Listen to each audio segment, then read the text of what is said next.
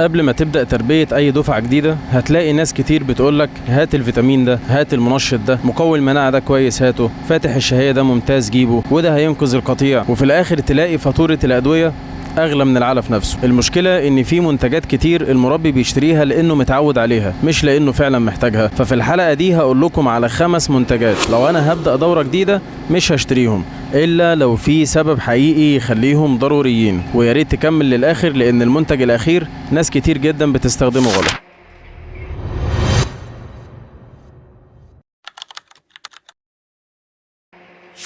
السلام عليكم ورحمة الله وبركاته. معاكم مهندس محمد الصاوي ودي قناة كتكوت أكاديمي. هنبدأ دلوقتي بأول منتج معانا. أول منتج معانا هو فاتح الشهية. ناس كتير أول ما الكتاكيت تقلل أكل أول حاجة تيجي في دماغه على طول إن هو يجري يجيب فاتح شهية. طيب خلينا نسأل هنا سؤال، هو الكتكوت بطل أكل ليه؟ مش يمكن الحرارة عالية أو المية مثلا وحشة أو التهوية سيئة أو العلف فيه مشكلة؟ طب هل فاتح الشهية هيكون سبب لحل الأسباب اللي قلنا عليها دي؟ أكيد لا. أنت هنا بتعالج العرض لكن سايب أصل المشكلة. أنا شخصيا مش هصرف جنيه واحد على فاتح شهية قبل ما أعرف الكتكوت أصلا بطل أكل ليه. وهنا أول ما أعالج المشكلة الأساسية مش هحتاج أصلا لفاتح شهية. المنتج الثاني هي الفيتامينات بشكل روتيني. في ناس عندها جدول ثابت كل اسبوع بنزل فيتامين سواء بقى محتاج او مش محتاج، وده انا شايفه غلط جدا. الفيتامينات بيكون ليها وقت وليها استخدام، لكن مش معنى ان الكتكوت طبيعي انك تفضل تضيف فيتامينات طول الدورة. الاهم هو التغذية المتوازنة والادارة السليمة، لانك كده بتكلف نفسك مصاريف زيادة وبتقلل من ربحيتك نهاية الدورة. المنتج الثالث هو مقويات المناعة، ودي اكتر كلمة بتتباع بيها المنتجات، مقوي مناعة. طيب المناعة بتتقوى بايه؟ المناعة بتتقوى بالتدفئة الصح والمية النظيفة والتهوية السليمة والعلف الجيد وكمان قلة الاجهاد. مش بمجرد ازازة مكتوب عليها مناعة انا كده يبقى قويت المناعة. خلي بالك انا مش ضد المنتجات دي، لكن ضد استخدامها بدون داعي وكأنها بديل للإدارة الجيدة. لا، اهم حاجة اهتم بالإدارة بتاعتك، اهتم بالمية بتاعتك، التدفئة، التهوية، العلف، وبعد كده يبقى بص للحاجات المكملات، انما الاساس هو الإدارة السليمة.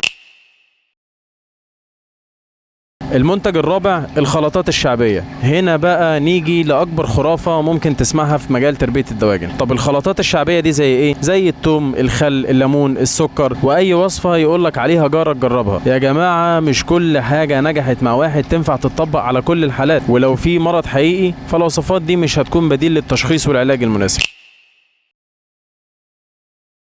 المنتج الخامس هو اي منتج لان حد رشحه. هنا بقى انا بجيب لك من الاخر، ودي اخطر نقطه. في ناس كتير بتدخل محل الادويه تقول له اديني احسن حاجه عندك للحاجه الفلانيه، او تشتري لان حد كتب على الفيسبوك مثلا انه جاب نتيجه من غير ما يعرف اصل الحكايه. طيب ايه الماده الفعاله وليه هستخدمه واصلا انا محتاجه ولا لا؟ كل ده عمري ما هعرفه غير لو انا فكرت وسالت ودورت. انا عمري ما هشتري منتج لمجرد ان الناس بتتكلم عنه، لازم اعرف الاول انا بشتري ايه وليه. طيب خلينا دلوقتي نتكلم في الخلاصة.